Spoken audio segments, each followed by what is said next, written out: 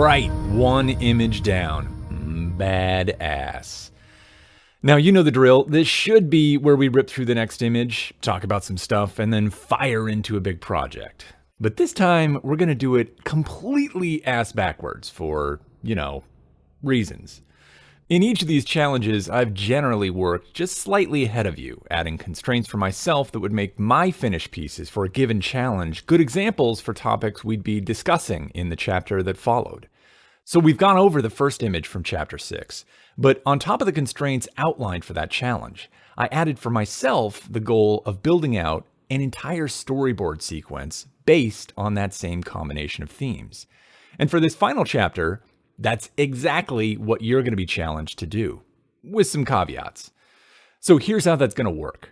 You're going to start with one of your final frames from the 5th challenge or the 6th challenge, and you're going to expand that single image into a sequence of 5 to 10 frames. The images you're choosing from are those you've developed from a theme, so whichever of your themed images you pick, you've already got some core of an idea and you've worked it over a bit.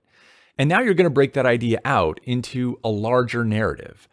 But don't worry, you don't have to pull the whole narrative out of thin air. You're going to design something for a client of your choosing. More specifically, you're going to think of a series you've enjoyed, maybe a TV show or a short-form educational series online or something. Could be a Netflix period piece drama or a YouTube tech blog or your favorite video podcast. What kind of show is really up to you, and you're going to design an opening sequence for that series. Something that will air at the front of every episode. Could be a 5-second long sequence, could be 45 seconds. That's up to you and what you think is appropriate. But remember, you're going to start with one of your already finished frames from the last couple of chapters. And the catch is that you'll actually include your chosen image as part of your sequence. You'll use it as one of the 5 to 10 frames. It could be the first image in your new sequence, or the last, or the 4th. But wherever it ends up, it'll have to look like it naturally belongs there, and the new sequence will have to make sense with that playing a part. Now, that means a few things. First, you're going to want to pick a show or series that you think one of your existing images might be appropriate for in some way. Maybe a show that one of them already speaks to very specifically, or a series that speaks to one of the themes you chose and that you can spin one of your images to make more appropriate somehow. Like, dumb example, I could choose to start with my surveillance image as part of a show opener for a YouTube channel that does cosmetics tutorials. But that'd probably be a bad fit. Even just on the surface, this is probably wrong tonally. I mean, on a conceptual level, maybe a series where someone is showing people glamorous makeup tricks could have an opener with regular cameras flashing, like not CCTV cameras. Something alluding to getting made up and walking a red carpet event, having your picture taken. But that's clearly a whole different ballpark than what a surveillance camera is about. It's taking your picture for more nefarious purposes. It's recording your movements while skulking in the shadows in a wet industrial environment. So you might imagine it'd be better suited as an opener to an episodic political thriller or a documentary series about life under an authoritarian regime. This won't be the only image in your sequence, so you can tell a more evolved story than just what's right here. But again, this has to fit somewhere in it without undergoing huge changes to the original. Which leads to the second thing. In the end, you're going to have a sequence with your chosen image somewhere in it, wherever you want it, start, middle, or end. And if it makes your sequence work better, you can modify that image as things develop. But do try to maintain its original integrity as much as possible. There's nothing explicit about the rules here, but the point is to build off of the imagery you already have and continue to develop the ideas contained in it to fashion a larger narrative. Like, I could totally start with my wilderness image and choose, a fishing show on my local TV station and make an open for it. You can see how there might be a pretty easy connection there. I could structure the sequence so that in the first few frames, there could be a series of shots of very still bits of nature in pre-dawn lighting, mist over the water or dew on blades of grass. Maybe those things could be abstracted and collaged together in the same slightly surreal way that my existing image is. And then in the middle of that sequence, there could be stuff waking up, like birds cleaning themselves and the sun rising and a close-up of this deer's eyes opening. And then at the end, it could land on my original image. But I could totally modify the colors here to make it feel more like mid-morning at that point, so that these middle frames could feel like dawn and there's a natural progression of time from the first frame to the last. That'd probably work. Whereas for the makeup tutorial series, I could similarly try to change the tone of the surveillance image through color and value, maybe make it brighter and not so gloomy. But yeah, it would still be about this weirdly technical spy camera lurking overhead, and it just wouldn't be very well aligned with the themes of that makeup blog in all likelihood. Obviously, this image is just intrinsically speaking to a completely different set of topics. Its core purpose doesn't really overlap with the themes and ideas that are likely to be in a makeup tutorial, and making some small adjustments ain't gonna get it there. So choose your starting image and your client so that you don't have to radically modify one to work for the other. And another important thing to consider is that while you can unfold whatever narrative you think works for the show you've chosen, I'm going to ask you to look at constructing that narrative through the lens of these contrasts. And I'll explain what that means. As you well know, we've talked a lot about working with the contrasts in static imagery. For example, adjusting the sizes of things so that the large scales of some elements contrast with the smaller scales of others. Or managing values to do the same, or creating areas of dense activity to contrast with sparser areas, and so forth along each of the dimensions. And how we do this not only for legibility reasons, to differentiate elements from each other, but to drive interest and direct attention through hierarchy and read order. And we do that in order to structure how a composition is experienced and what viewers take from it. But if you put one composition next to another, there will be contrast not only within each of them, but also naturally between them. So we're going to consider how these same contrasts can exist not only between two different frames, but across a series of multiple frames. And when you start looking at a storyboard this way, you start asking, where in the sequence do you place a large focal item, or have a point where a color shifts, or a moment of relative stillness or sparseness, and moments of dense activity? If you were the storyboard artist for a film, you could map out a narrative across 5 frames where the camera was stuck on a tripod the whole time, fixed in place, pointing at your subjects. That's a choice you could make, probably going to result in a pretty static sequence, but it's a choice. And alternately, you can choose to do a lot of things with just the camera. You could instead choose to move the camera to focus on different aspects of the action during the narrative. You could start with a wide angle and then cut to a medium shot and then push the camera right in on something if that tells the story better. And whether or not it tells the story better is a part of film language that you're passively aware of as a viewer, but also actively aware of to some degree because of your filmmaking experience as an animator, editor, designer, or whatever your specialty.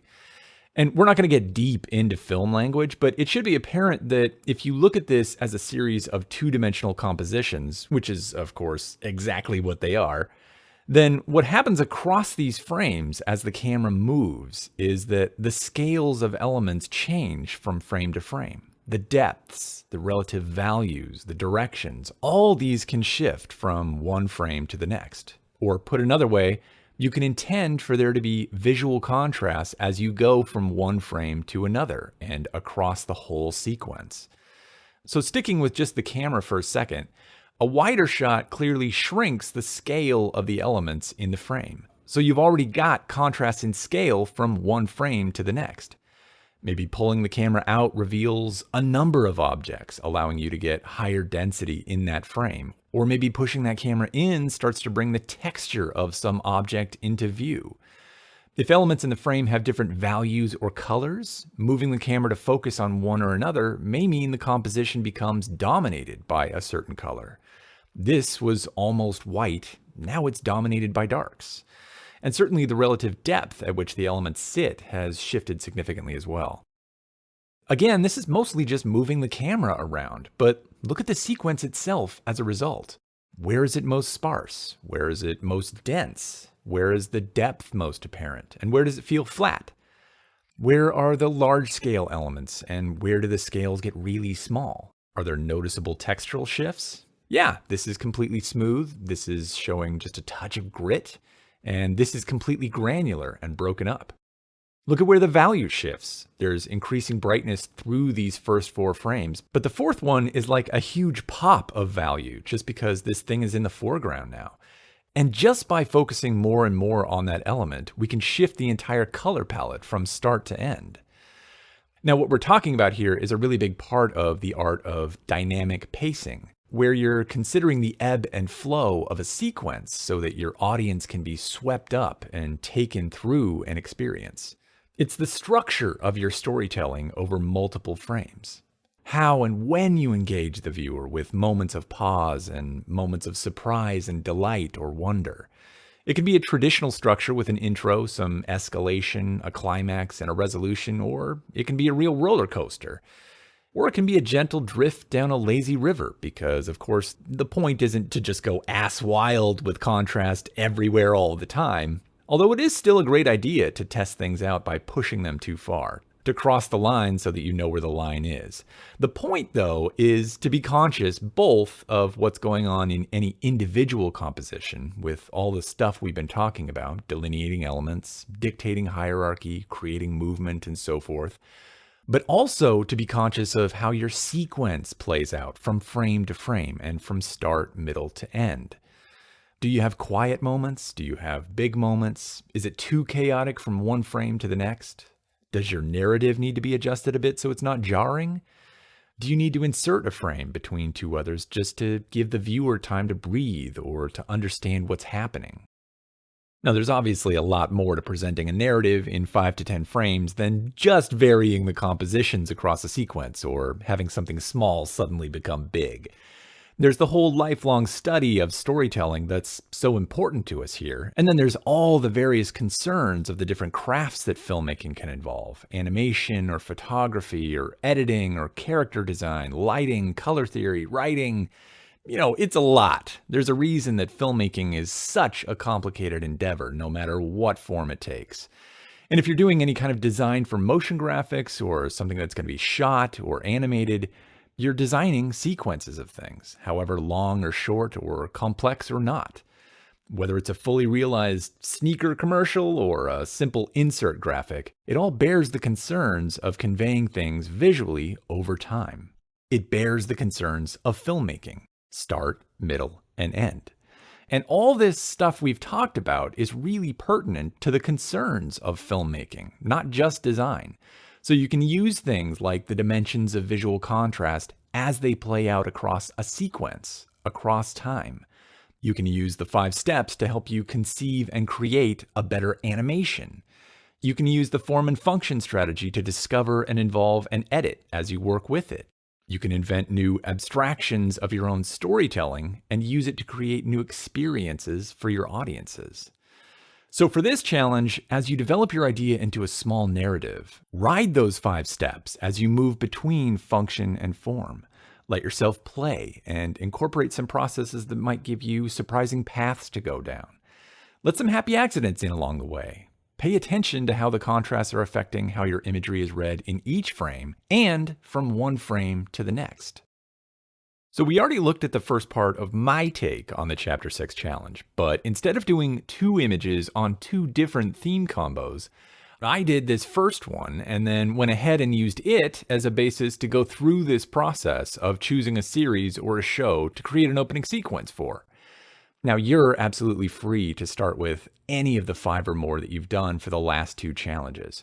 But I forced myself to specifically use this newest one as the basis for my final sequence. And I'll admit, I was kind of stumped for a bit trying to think of like a YouTube series this could apply to, or maybe a sci-fi show on Netflix I really enjoyed. Because, you know, it's kind of a sci-fi image. And then I remembered something from a while back that I was in love with. Cosmos, A Space-Time Odyssey, which is an updating of Carl Sagan's classic science education series from 1980. Now, I never saw the original, I was a little too young, but I've watched the first season of this 2014 reboot an embarrassing number of times. At the time, it just spoke to me. Now, Cosmos already has an opening sequence, like many of the shows or series you may be considering, and that's fine. You don't have to compete with what's already been made, because that's someone else's or some other team's vision of how it should be. And you'll be making your own vision of how it should be. That said, ideally, you'll end up picking a series that has no opener, or has an opener that's not that great, because I will tell you this. I picked a fucking monster. Now, I was excited and happy to tackle it, but just for comparison, the existing opening sequence for this show started with some initial storyboard concepts designed by Felipe Carvalho, a superb designer, for Big Block, a high-end studio where they developed and executed it over several months with a killer team working across live action, visual effects, CG, you name it. The final is an almost unheard of minute and a half long, with multiple scenes crossing pretty luxuriously through a variety of topics, and it is lovely. It's relaxed but still paced well. The full minute and a half piece sets you into the mood of the show, kind of introduces the attitude of wonderment that pervades the series, and the resolve is an unhurried metaphor for the scientific journey. This is Big Block's original audio cue by M83, which I think they were right to choose.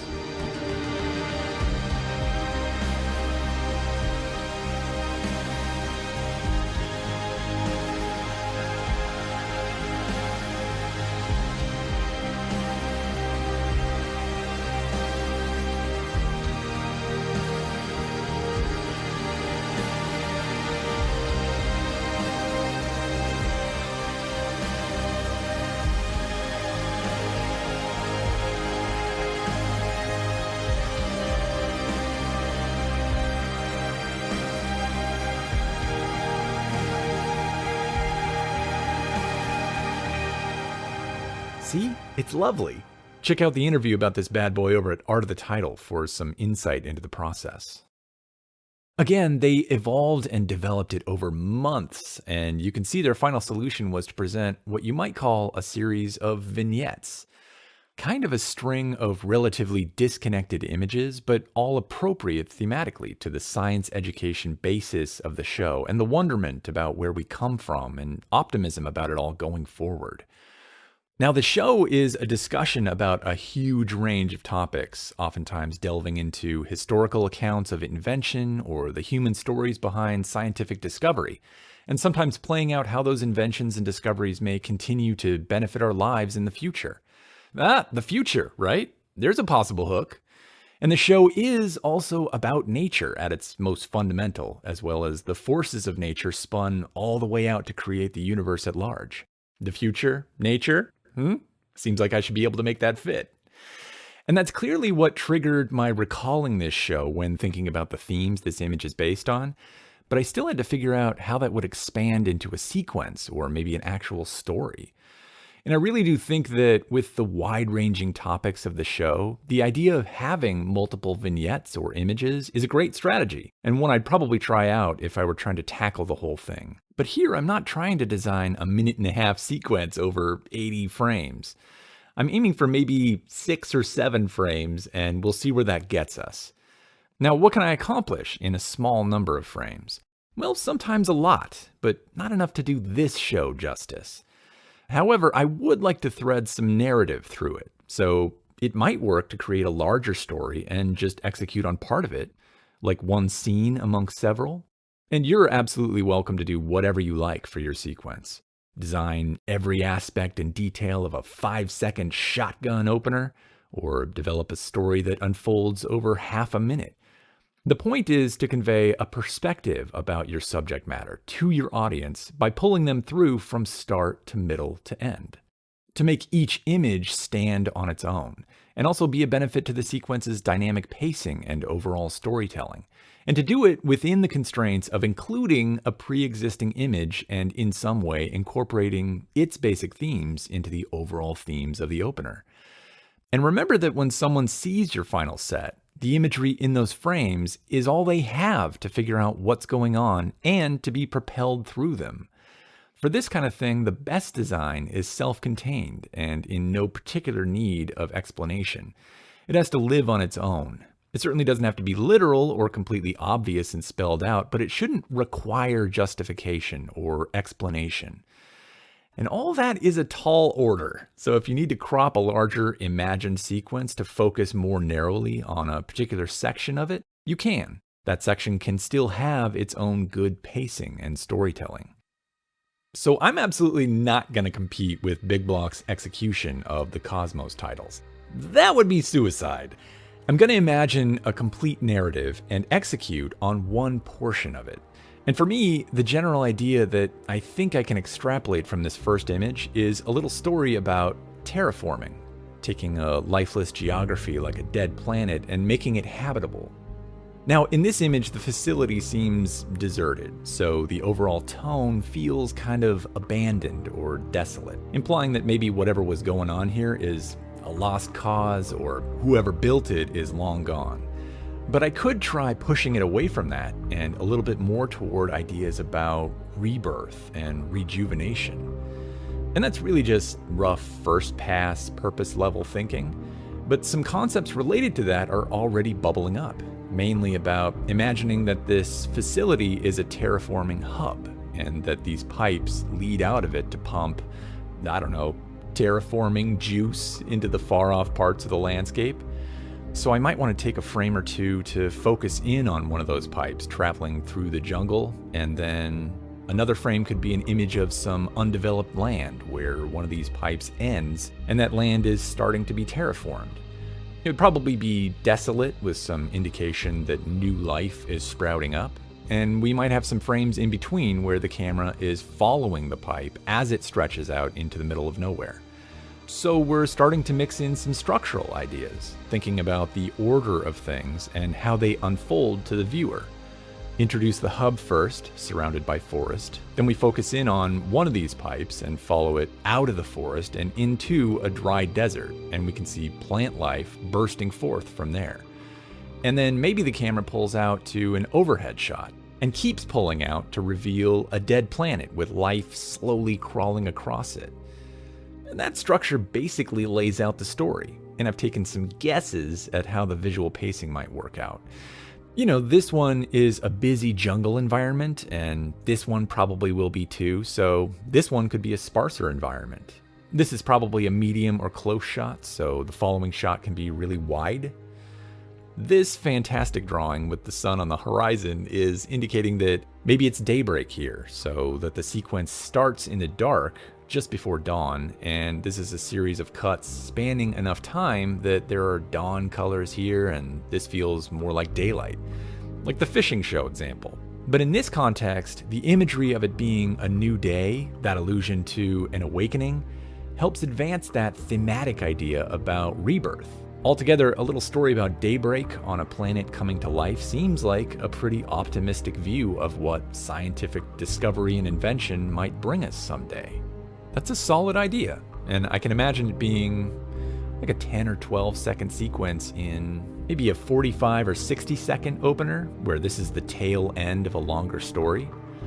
Maybe the full arc is a journey through the history of some set of discoveries and inventions, kind of like chronicling the history of scientific progress right up through and beyond the present. And it culminates in this future ability to transform an entire planet into a new home. There could be a fast-cut montage of agriculture and the first cities building up, followed by things like ancient star maps, and you can tell that's a sundial because this is an expertly crafted drawing, and then cities of the 1600s or so building and expanding, steam engines roaring to life, early telescopes and experiments with electricity, that's a fountain pen, modern cities, rockets taking off, the Hubble telescope, digital astronomical photography. This is obviously that big comet they landed a satellite on, it's not a potato. Things are speeding up to advanced cities of the future, space stations. I used to want to be an illustrator when I grew up. And then smash cut to this quiet nighttime shot, follow this mysterious pipe into the desert and reveal that a whole new planet is being terraformed. So it's sort of the story of humanity growing up on the earth, going through adolescence, and then moving out of the house. You could even start with a prehistory shot of the untouched earth before human influence, maybe at sunrise, so that when we come to the last shot, there's a bit of a cyclical quality to the whole story. So that's a more expansive structure where the craft would be editorial with some found footage, some photoreal VFX, and certainly a heavy VFX finish. Now, of course, I'm not a visual effects expert any more than I'm a live action director or an editor. But as a designer, you do your best to indicate through your imagery that the solution is intended to be live action or found footage or character animation or people against green screen or whatever. So I'm going to start with what I think is the simplest frame and see how close to photoreal I can get it as a way to indicate what I mean. For me, that's going to involve using as much actual photography as possible. As good as CG has gotten, it's still massively laborious, and my photoreal VFX skills are going to be the limiting factor here anyway. So I've pulled some photos to use as a base. Some of these have some real potential. If you imagine one of these pipes or lines snaking through them, you could really wind the pipe between these rock formations and show how long its path is through how much depth is in this scene. And I really like the lighting and atmosphere in this one. It's just a fantastic photo. But I think this one has depth and really has that sense of dryness that a lifeless planet might have. You could sort of imagine this to be something like Mars. So maybe not the most exciting compositionally, but I'm going to go with it because it feels so dry and arid. Just got to push the hot midday tone of it toward a kind of early morning vibe if I can. Because in the sequence, if we start in the dark before the sun starts to rise and we end just as daylight is peeking over the horizon, then this frame should be during some earlier part of dawn. So I do actually want to do some simple visual effectsy things like a sky replacement, which isn't really that hard in this case, and helps convey the time of day much better. Maybe the color of these hills isn't quite right for early morning, but if we include enough other signifiers of dawn lighting, like that dim orange in the sky and the subtle rays peeking over the top from a low angle, maybe some washed out stars, it starts to suggest to the mind that it's definitely a twilight hour. Even if it's just an overworked daylight photo, the pile of signifiers of dawn or dusk kind of win out. And because I don't have any high-end renderers, I'm going to keep the 3D setup for this pipe really simple. But I am still thinking about it compositionally, starting big in the frame, pointing to the same general focal point as the mountain imagery, and scaling way down in the distance. There's also this simple thought I had, which is that if I'm going to run these pipes through dark areas, I may need some way to highlight them visually and bring some focus to them. So I decided to add this track of lighting to it, which I think will also have the effect of making it look like it's powered or active instead of abandoned like the facility in the original image, which will probably also need some rethinking. All the while, I'm aware that compositionally, this supposedly focal element is shoved pretty far down in the frame, and I just want to make a quick adjustment so it's not falling off the bottom. Then really just dropping in some shadows and ground illumination from this track lighting kind of glues this thing into the environment, and the value contrast of that bright track lighting against the dark mountain and the crisp line quality of it versus the irregular line quality of the mountain silhouette, that really draws attention and makes it apparent that one is natural landscape and the other is definitely man-made. And I gave the pipe some grit since it's been sitting outside for some unknown amount of time. And I did feel like maybe it would be just a little brighter out at this point in the storyboard. So I brought the sky up a bit, which does make the track lighting stand out just a little bit less, but not so much that it's not still striking. So this is a really simple image so far, but I'm into it. It only took a couple hours and it's looking kind of dope. So I think it's working pretty well as a proof of concept. So next, I thought I'd build out the in-between frame here, which, despite my amazing drawing skills, is supposed to be a ground level close-up of one of these pipes or tubes running through the forest that the facility is in. So I grabbed a bunch of jungle photos that have potential, but hold up, that one is awesome. Like a path is already laid out for this pipe. And maybe I could do a day for night color correction like the desert scene, and then hold up again. That's horrendous. My blocking out of the pipe looks like the Loch Ness Monster, no? This image is clearly cursed. Away with you. Okay, try again. This one's too high up in the canopy. This one could work, but there's not a lot of depth, meaning there's a bunch of main elements all kind of sitting at the same distance to the camera. So even though there are lots of small background elements, it still feels relatively flat. This one's great, but it's got too much direct light pouring in, which is too contrary to the diffuse light of very early morning. And that was part of the problem with this image I really worked my magic on. This one has that diffuse lighting, has some significant foreground, midground, and background elements, is a little cleaner and easier to read. You know, this one's actually pretty good. That one's definitely worth a shot. So I'll spare you all the fidgeting with color correction and repeating the drawing out of the pipe work because it's basically the same process as the desert shot. But hold up, look at that bad bitch. Who said I couldn't do day for night? I did, and I was wrong, because that is hot shit. And to take advantage of all the background, midground, and foreground, it takes a little bit of work painting some objects back in front to occlude the 3D elements and start indicating depth. Then I painted in the glow of the track lighting like in the last image and basically spent some time painting copies of the original unadjusted jungle image back in wherever I thought it would be illuminated by that lighting. Just trying to imagine both how the light would fall and also where it might look best.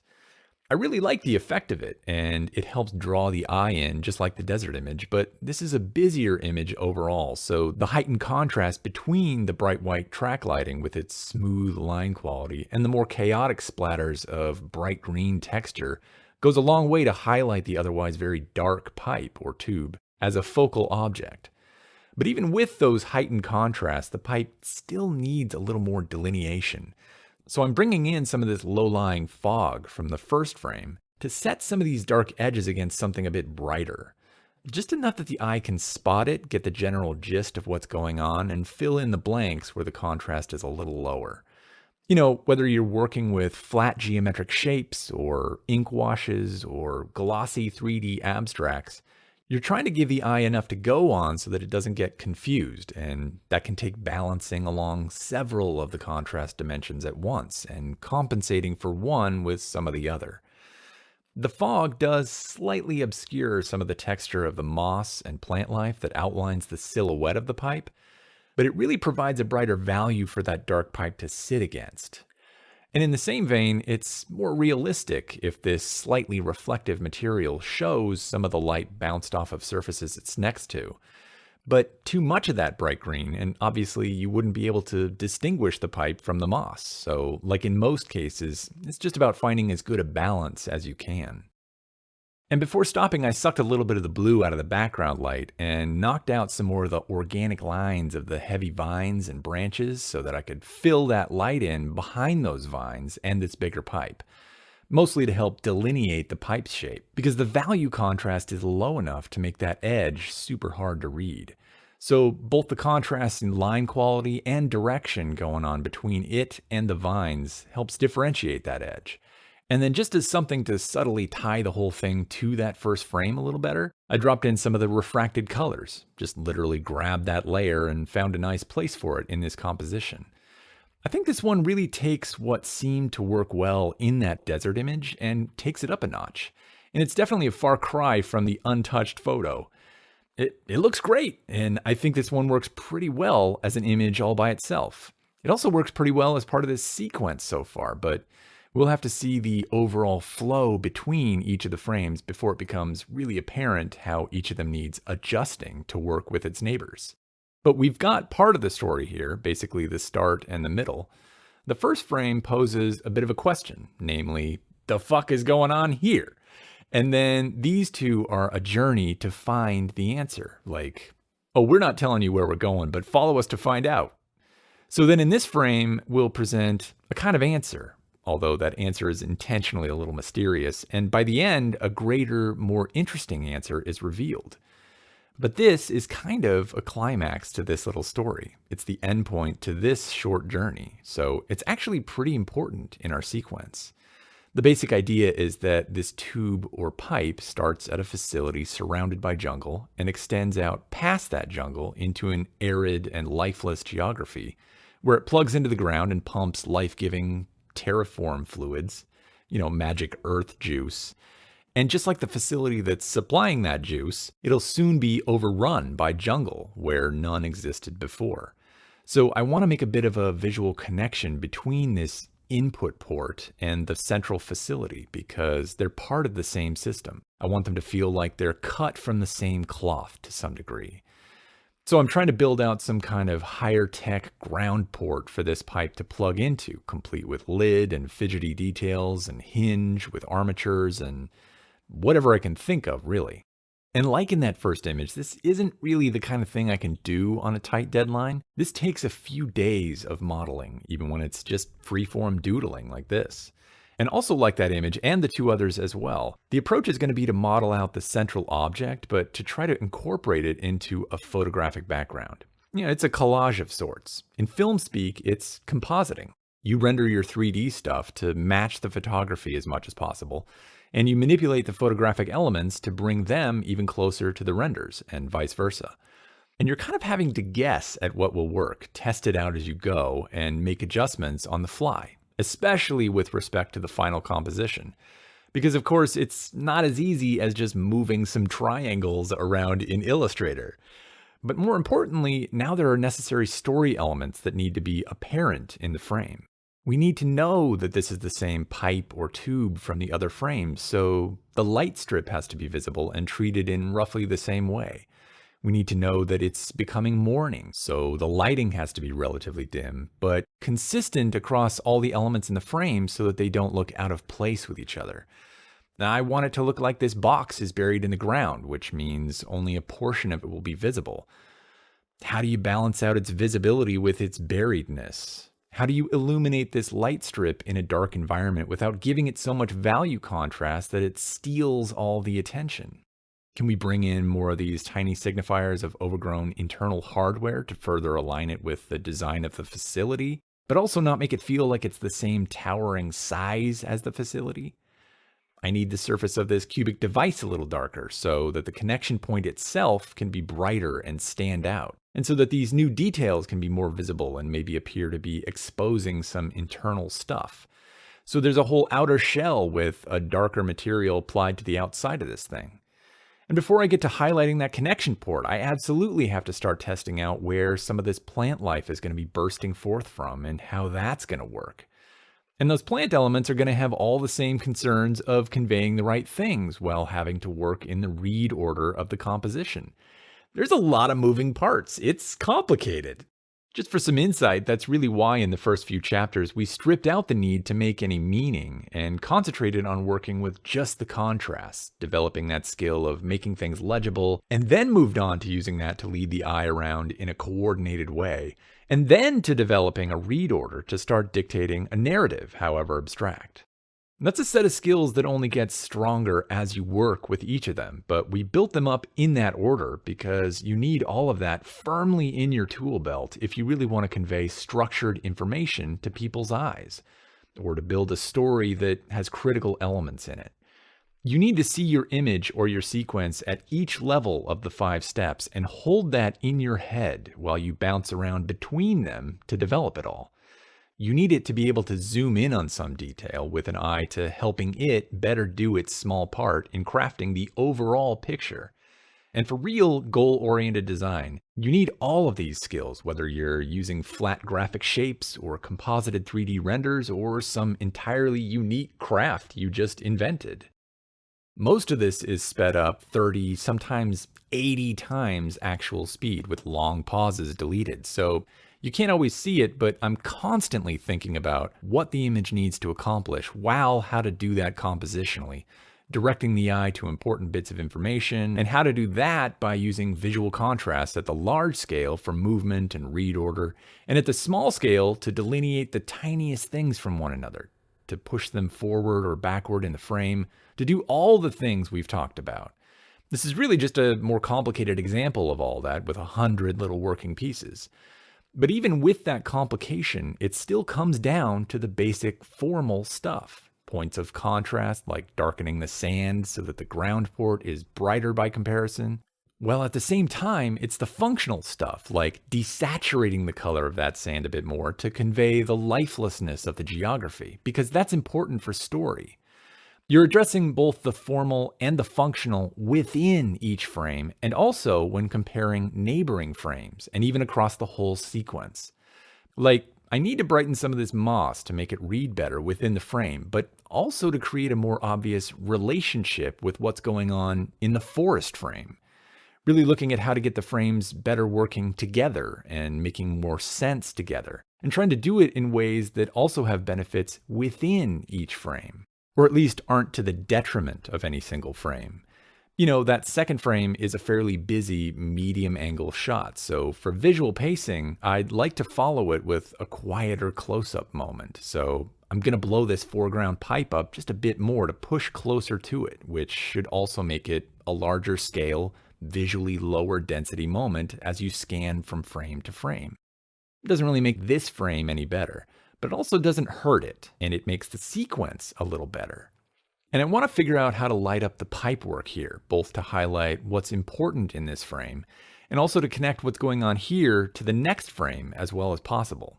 And I'm even going to create this little logo as a storytelling device to apply across several frames to different parts of this terraforming system as a further indicator that they're all part of the same thing. And looking at them all together, I think just the color alone is really helping to highlight a relationship between these things and to connect these ideas as a result. I could probably be more blatant about it in this frame. De-accentuating some of the foreground objects helps the piping be a little bit more apparent, but I'm not so sure my painting skills can really do full justice to making it look like a nighttime forest is being underlit by strips of lighting. It's a little difficult, so I'd rather err on the side of subtlety. Where I'd like to be less subtle is in the scale of this foreground pipe element. I'd go bigger for the sake of the sequence, but it's going to start blocking these mountains at some point. And actually, there's also the minor issue of these last two frames not sitting together as well as they could. And I think we could solve both issues with a simple frame in between them, where the pipe is relatively small and there's not a ton going on in the frame. Kind of an intermediary. So we can get the sky a little brighter than the first and darker than the second, and just connect them a bit better through this frame. With the pipe kind of up near the horizon and the mountains, the frame can have some density and some sparseness. The dark mountains can pop against that sky. The pipe can pop by being both darker and brighter than the middle gray of the ground. It's pretty simple, and really just about doing more of the same things that have largely worked elsewhere. This isn't a frame where we want to invent anything new, in other words. It's just really good for that dynamic pacing we were talking about, because now, by comparison, the elements in the neighboring frames have greater scale. And I'm going to bang these last two frames out really fast, because for these, mostly what's needed is an indication of camera angle, and there's not a huge amount of information that needs to be conveyed. The kinds of things that are really beneficial now are really looking over the whole set to see how they work together.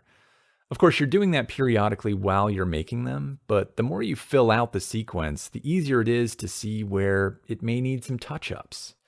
I think it's easier for me to see now that in these middle three frames, the lighting needs to start darker and end brighter. That decision to start before dawn and make the journey through the sunrise hours to reveal daybreak in the end is cool, but it really takes pulling back and managing the colors with the full sequence in view. I think this last frame needs to come closer in line with the frame before it as well, just matching that green edge a bit better. And this fifth frame, now that I can see it in context, isn't quite pushing the idea of the plant life. It's just not quite as noticeable as it needs to be, especially considering the scale and brightness of the plants and mosses in the other frames. It just needs that pushed a little harder, a little more of it in a little more noticeable way. It doesn't need a ton of it. And although getting it in there takes some work, the payoff is that the idea is landing better now. And then, of course, because it's super important, this circle dot logo has to get changed to a triangle design of some sort in honor of the design lab. Look at the massive difference this is making. I know, super important. But I think having done some of these actual touch-ups, For as diverse a set of environments and elements as there is in just a 7-frame sequence, these are all sitting together pretty well now. And the original Future Wilderness image didn't need much changed at all to let it sit naturally amongst the rest. Where I would have questions is whether the story fully makes sense. Not even as part of the opener for Cosmos, but just internally from frame to frame. Like you could certainly add more intermediary frames to this to better indicate things like the camera pushing in on these pipes so that we know what we're looking at in the next frame. Or you could split this middle frame into 2 and indicate a pan from left to right. And I think those would probably help, but there's also a slippery slope in letting yourself get too granular about these things, dictating everything and filling in every last gap. Sometimes a complicated sequence needs that, and maybe that's somewhat true here. We could end up with a 30-frame sequence that's extremely literal about how everything plays out. But that kind of leaves very little to the imagination. And more importantly, there's rarely ever time for that sort of thing on a project with realistic deadlines. So really, you figure out how much story is enough, but not too much. Sometimes you're going to over or underestimate. That goes with the territory. I gave myself a super luxurious timeline on this, mostly because I wanted to build out these detailed models. But that doesn't necessarily mean that doing so benefited the storyboard. In reality, the time spent looked roughly like this, and you can see that more effort didn't necessarily equate with the most compelling frames. Is the first frame 10 times better than the second frame? Or 10 times more important? Does it really tell 50 times as much story as this quick intermediate frame? Of course not. There isn't a clear relationship between how much time it takes to make a piece of art and how much value it has to its audience. You're going to labor over some things because they just take more work, and some things because they become your pet projects. And that's fine, as long as you're realistic about figuring out what's going to be important in the end.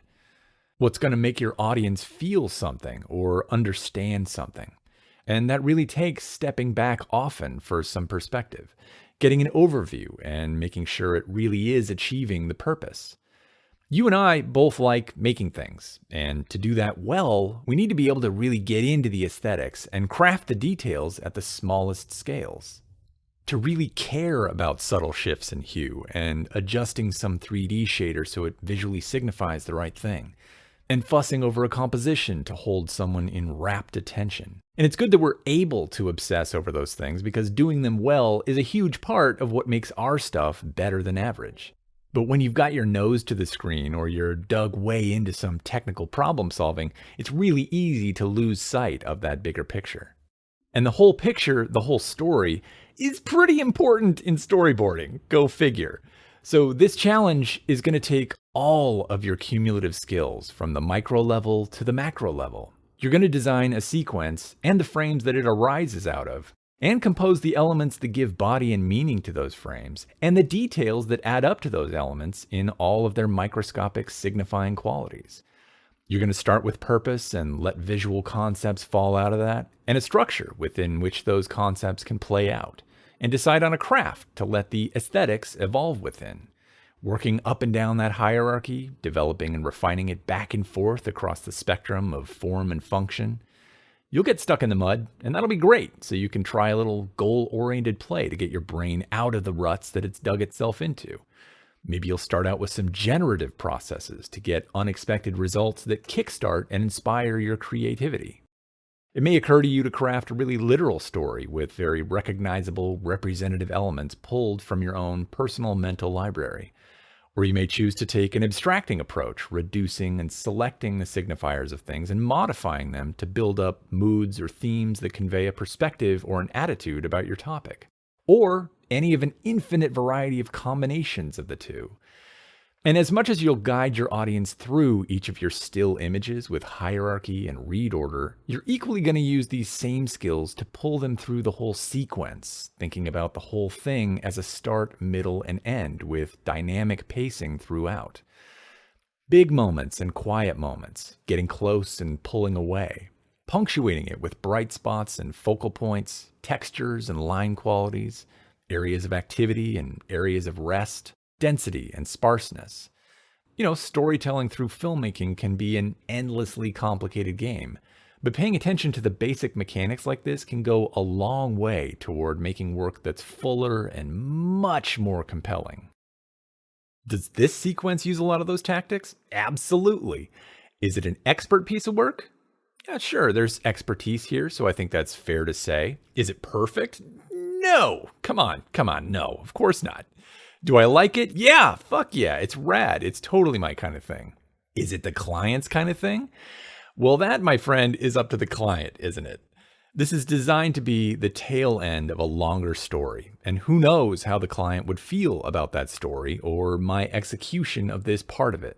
Their original opener is a little less narratively driven than my attempt is, but it similarly has a kind of fanciful sci-fi tone, and it's sort of editorially structured and has a darkly rich color palette, and, I could see how they might also go with something like this. But that's not really up to me. I've given them my honest first take on it, and it's up to them to decide whether my general take is something they want to move forward with together. You might very well have gone a completely different direction on a project like this, and for your own, I hope you do. This is clearly what excites and interests me, and I very much hope on this one you explore what excites and interests you. The challenge is structured the way it is for a bunch of reasons, not the least of which is that whichever of your images you choose to start with, you're starting from a place where your personal take on a related theme is already built into the outcome. In other words, you'll be doing a client project where your perspective, your voice, is already driving a significant part of the creative. And yet at the same time, that creative will be constrained in the sense that it still has to speak for the client. When you do a good job of catering to the client's needs while also bringing your attitudes and perspectives to it, you create surprising value where none existed before. You give the client something they didn't know they could have and can't get elsewhere. Now, that doesn't mean your voice is ever recognized as inherently valuable right from the start. It takes a lot of work to find and evolve that aspect of your interests into something that people can broadly relate to and enjoy. It takes you actively absorbing a huge range of experiences, spending time with your own thoughts, and working for thousands of hours on your own ways of making things. Going places you wouldn't normally go to see things you wouldn't normally see. Getting outside of the bubble you didn't even realize you were in. We're all in a bubble of our own experiences, and you have to actively work to expand it or you'll forever be limited by what you can do. Your starting image and the themes it speaks to probably aren't going to be an absolutely perfect match with your client off the bat, so you're undoubtedly going to have to figure out how those themes and your established take on them can be appropriate and how to spin them to make them more appropriate. Finding where your interests and ideas overlap with your client's needs and making something out of it for them is challenging. But in this case, it means you're already introducing something outside the box for your client, something you're bringing in from outside of your client's bubble, because that is exactly where surprise and delight lives. Of course, most actual jobs don't go like this. You don't pick your client, tell them you're doing a job for them, and mandate that the outcome will be based on some previously made personal artwork. But this is a great exercise in bringing something unexpected to a project and really being asked to make it work. Because again, that's where surprise and delight lives, and we absolutely want that. So think of a show or a series that you enjoy and that one of your existing images might relate to in some way, and develop a show open or title sequence around that. If no suitable shows or series immediately come to mind, look at your viewing history or feel free to ask around or even poll the Facebook group for ideas. And when you're done, we're going to do something a little special for this challenge. Whether you post your results to the Facebook group or not, I want you to put your sequence of frames on Instagram as a single post with multiple images. They currently limit you to 10. And so that we can all find it, include the hashtag Division05 in the caption and that it's for the Visual Design Lab. You can add which themes you're working with or the name of the show or series you've designed your sequence for if you like, and I really want you to post this for two reasons. first, whether you have been posting your results to the Facebook group or not, I want you to add yours to this particular collection to easily see your own work amongst the variety of voices at whatever stage in development they are. To see where you're similar and where you're not, where you're falling back on a style someone else created and where you're really doing your own thing. And maybe what your thing is relative to other artists. If you're an industry pro, you may already have that perspective, so that part might not seem as beneficial for you. But it'll definitely help those with less work under their belt see what you're doing with this. And then second, the main reason is that I'm going to choose some of these pieces to talk about and critique in a new series on YouTube, Crit School. I'm not going to choose pieces based on demonstrated skill or coolness necessarily, although we'll hope they're super cool. I'll be picking pieces that are the best examples for talking about certain design issues. So it's not a competition, you can't lose. It's really a win-win. If it gets picked, we'll talk about it, maybe we'll do some paint overs. You get direct insight into your work, and everyone else gets to see a good example of design in practice. The work of people of many different skill levels and dispositions and visual interests is all potentially really illuminating.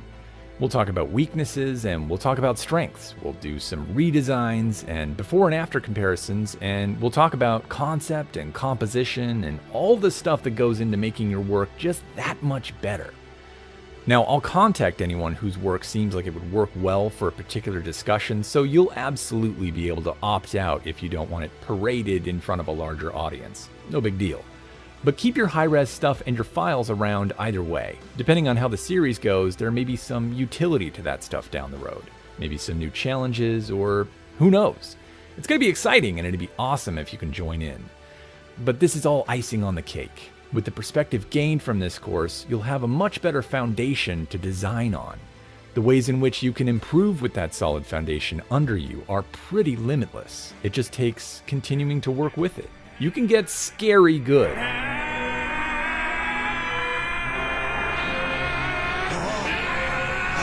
Yeah, you better run.